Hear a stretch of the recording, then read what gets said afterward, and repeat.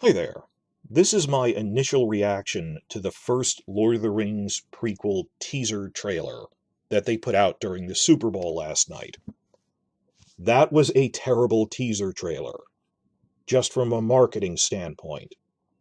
As it turns out, it doesn't mean the show itself is bad. That even book fan sites running live stream discussions for the next 2 to 3 hours after it premiered could not make heads or tails of it. That if experts who read the source material can't recognize what's happening, you have problems. Well, then what happened was about 2 hours into the live stream with the OneRing.net, someone pointed out, and it started circulating, that they posted a second article in Vanity Fair actually explaining what's going on in the teaser. That they have an exclusive with the showrunners. They posted an exclusive story preview on Thursday, and I've already reacted to that in a separate video. It's 45 minutes long, very detailed. Please check it out. They posted a second one like an hour after the teaser went online, based on interviews with the showrunners, but it's explained secondhand. I would have preferred if they just quoted the showrunners, but it's them explaining this is what is going on screen. You shouldn't have to rely on that for a teaser. And a lot of people were, there's two ends of the spectrum. A lot of people were wowed by the production values. That's upsetting to me when people go, I don't know what I was watching, but the production values are so high, I'm impressed. And other people were hating on it as generic crap, and they weren't looking up and taking into account what the story's doing.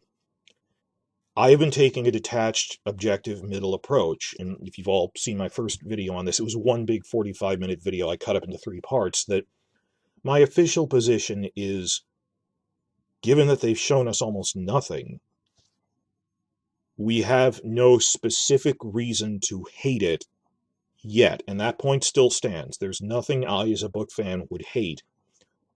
On the other hand, they have done nothing to prove to me that this will be good.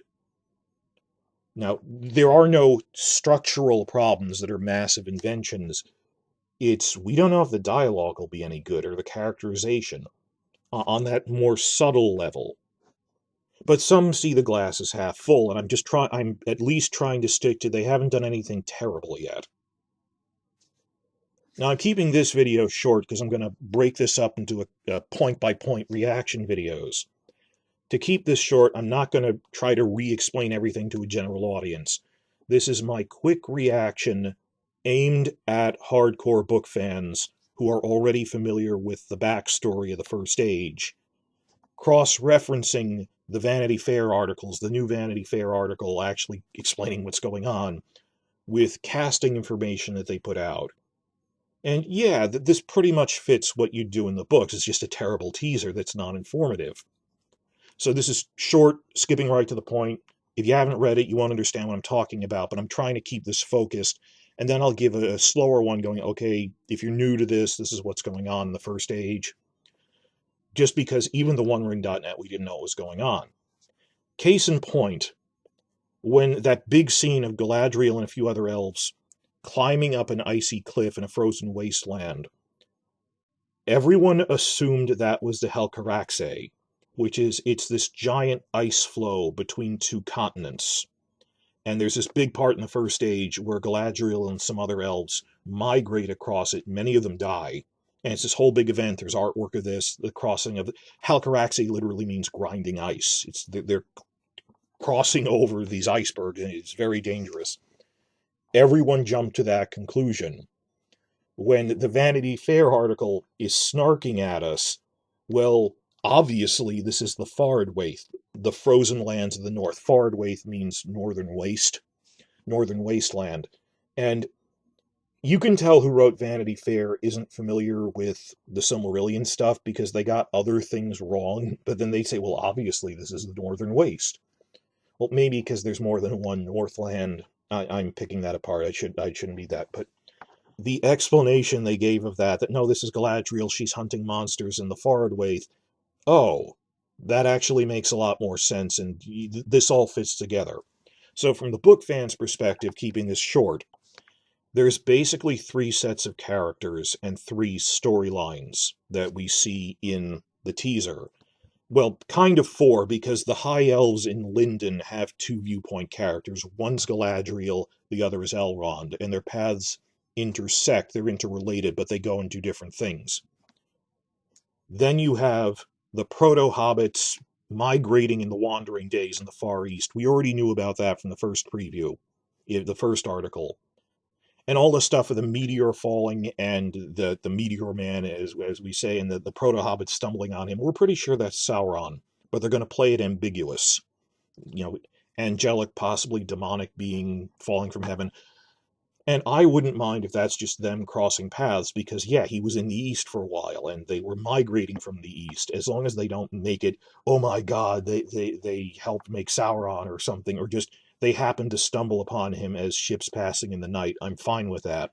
It just shows this is what's happening far away from the elves in the wilderness. That's pretty much playing out as we thought. The third storyline, which I don't really, I'm not into romance stuff, is there weren't any major revelations in the new article. That yes, Arondir is a Sylvan elf, apparently in Harad, because they say it's the Southlands, who falls in love with a human woman. There is basis for that in the books. People keep going, oh no, there are only 2 unions of elves and men. Actually, it's of Eldar, of high elves and men, because other parts in the books do mention these doomed romances between Sylvan elves and the other races of men that are out in the less advanced, the less built-up parts of the world, not near the big coastal kingdoms, but out in the east. The short response to that is just Dol Amroth. That was cut from the movies, but in the books, it's one of the coastal cities of Gondor, and there's this whole backstory of how there used to be elves that lived where Gondor was later founded, and the coastal people had this woman had a doomed romance with one of them, and when Legolas sees the Prince of Dol Amroth for the first time, he immediately recognizes, oh, you have some elvish blood in you. From the lesser elves, from the Sylvan elves, not the high elves. So because, they're playing around with the legend of Dol Amroth and Nimloth and all of the other stuff, you can see what they're basing that on from the books. So inherently, that isn't structurally a contradiction. Things like that happened. The problem is, I just think they're tonally going to overplay it. The whole, let's play up the romance. Well, it was a romance, and we'll judge it when we see it. It's just inherently that isn't breaking any storylines. But that's the Hobbit thing. That's the Sylvan elf thing. Those are the 2 other things. That's fine. That's pretty much what we already saw in the first preview. The second Vanity Fair article actually explained what's going on with Galadriel, which was, as I said in my previous video, the thing I worried about the most. Why is she running around in the north and doing action things? The way they explained it actually made a lot of sense.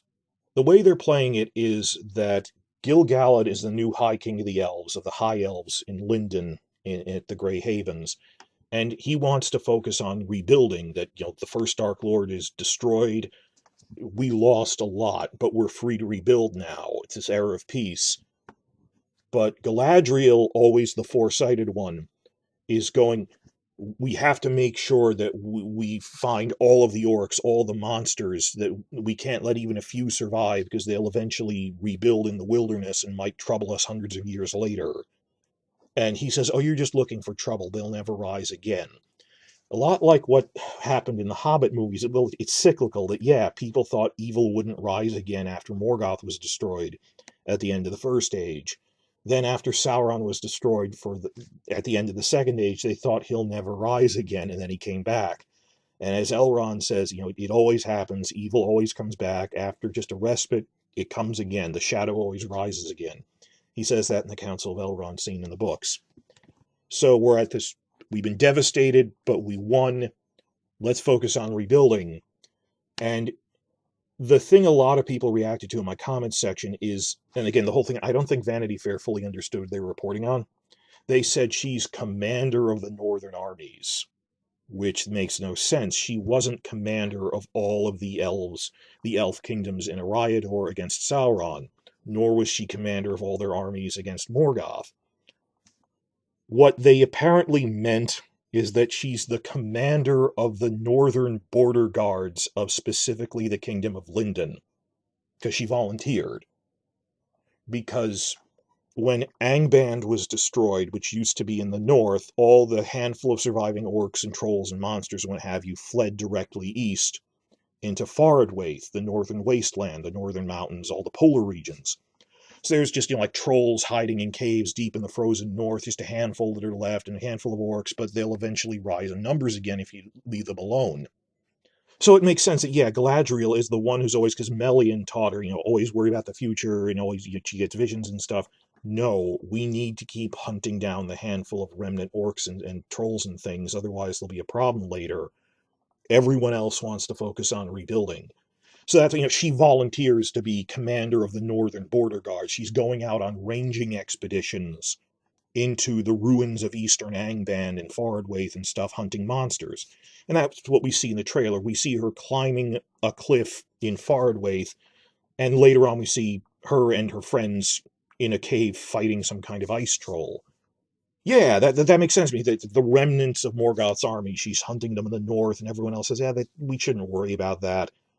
That fits the books well enough to me. It's an invention, but it's because it's an outline that she would be doing something like that to me. Whereas before we thought it was just, oh God, are they totally inventing a storyline? Versus, no, this ties in with the general outline of what happened after Morgoth fell.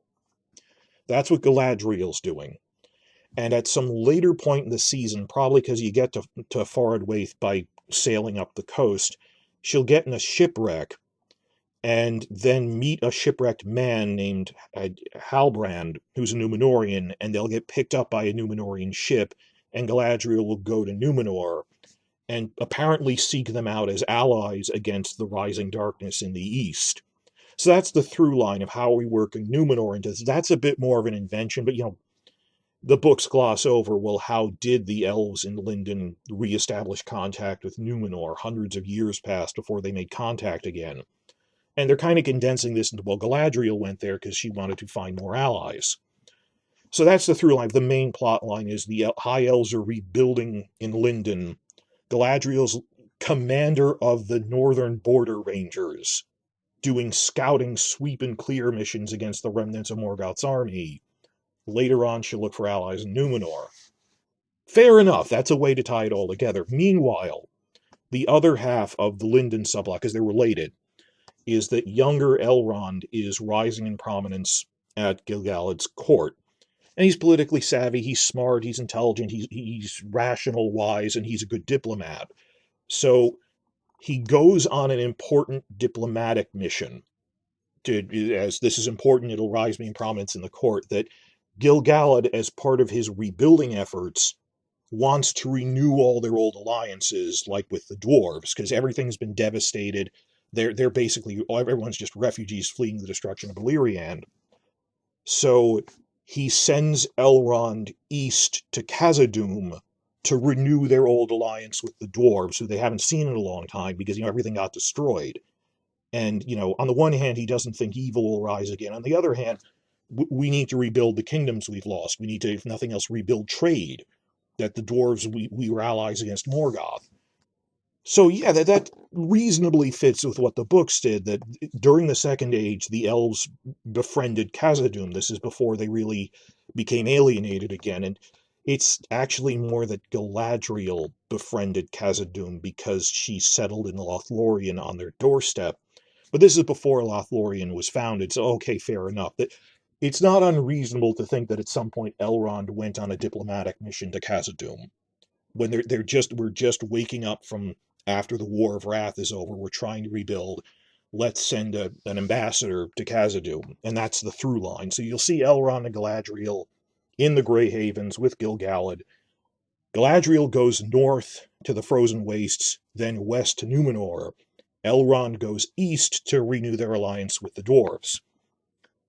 The teaser trailer totally screws this up by playing dramatic music and intercutting it to make it seem really scary. The Vanity Fair thing makes it sound like it's actually really fun, like the beginning of the first Hobbit movie, of basically, to prove himself to the dwarves, they challenge him to a friendly rock-crushing contest. Like they're miners, so when you see them crushing the rock, they're having a rock-crushing contest with mattocks, with sledgehammers. Which, okay, that's what dwarves do. They want Elrond, yeah, show us your oh, if you want to have an alliance with us, I'll challenge you to a friendly rock crushing contest. Let's see what you got. And it's not played scary at all. And when you look at Elrond in these shots in the background, there's dwarves drinking and feasting. So he's there to be with them and stuff. And the big example of taking screenshots out of context, we know from the first article that Disa is the princess. She's the wife of Prince Durin the Fourth. Their explanation is Durin the Fourth is the son of King Durin the Third. He'll be king eventually, and his wife is Princess Disa. And this looks really weird, like is she casting a spell or something? She's singing at a feast. And it's described as this fun, heartwarming scene that they're having this happy feast, because to contrast that we only ever saw Khazad-dûm as ruins. This is at its height, and she's leading a song at the feast, and it's just a nice scene. That the teaser trailer does not portray that at all. And the promo photos that make her staring, so she looks kind of scary. They say she's this fun, matronly character who everyone really likes and who's kind to strangers and is nice to Elrond and welcomes him to the feast and stuff. So that's taken out of context. But yeah, okay, Elrond goes to Khazad-dûm on a diplomatic mission, meets them. And as I said in my longer video on race and stuff, it didn't mention this, but maybe Disa's the only black dwarf we see in this. Maybe she's a dwarf princess who married Durin the Fourth from a different dwarf kingdom from the south. As I said, if they give me one throwaway line that, oh, your wife doesn't look like she's from Khazad-dûm. Oh yeah, she's from the Blacklocks clan. They live in the mountains of Harad. She's from the south, but she came here to marry me as an alliance. I'm fine with that, as long as they just give a mention of, well, there's different kinds of dwarves.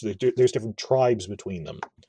So this went from being totally incomprehensible and, dear God, you're just inventing random subplots, which is what the teaser made me think, to reading the Vanity Fair thing of, yeah, a reasonable person could make this up as a general outline after reading the outline of the books of, okay, it's right after the First Age ended, Gil-galad's trying to rebuild in Lindon, sends Elrond to rebuild alliances with the dwarves in Khazad-dûm because they're trying to rebuild. That makes sense. That's a through line with an established character we know in an established location. We know that does happen. They eventually ally with the elves against Sauron. Meanwhile, Galadriel is worried about, we didn't really defeat all of the orcs. There's some survivors. They might be a problem. And they're in the frozen wastes of the north. That's why we see her hunting them down.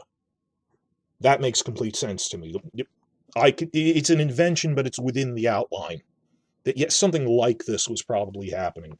So there are so far no drastic structural problems.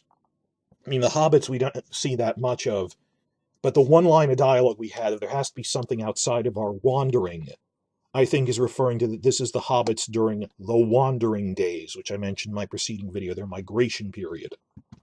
But again, I think Vanity Fair was a report by people who didn't really know what they were talking about, that saying, oh, she's commander of the Northern Armies. When, from this context, you mean she's the commander of the Northern Border Guards of Lindon, which makes more sense. Or the fact that they keep calling the proto-hobbits, all of them, even the one we see in the trailer, Harfoots. When, as I said in the other video, I think they're going to play it that there's 3 tribes of hobbits, as in the books, and that she's a Fallowhide, because she looks like a foresty hobbit more than... We'll have to see the other ones to see if there's a difference between them. But even then, they might just shorten it to, well, we're all Harfoots, but there's different tribes of Harfoots, just to keep the names short. But I think she's a Fallowhide, but that's a separate issue. So this was an awful marketing decision. This was an awful teaser. People walked into this thinking they were getting a 3-minute story-heavy trailer.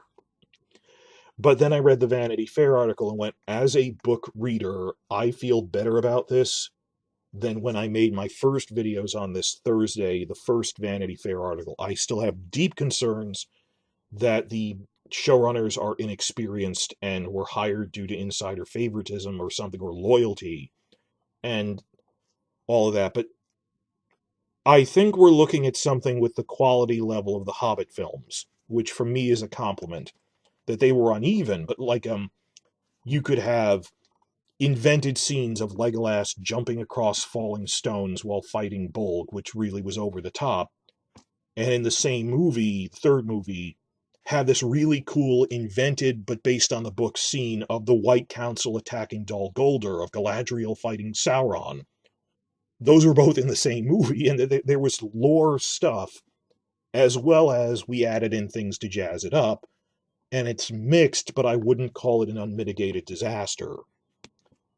I wouldn't go so far as to say I have cautious optimism, but just going down a checklist of things they could have screwed up, there is no one thing for me to explicitly hate yet.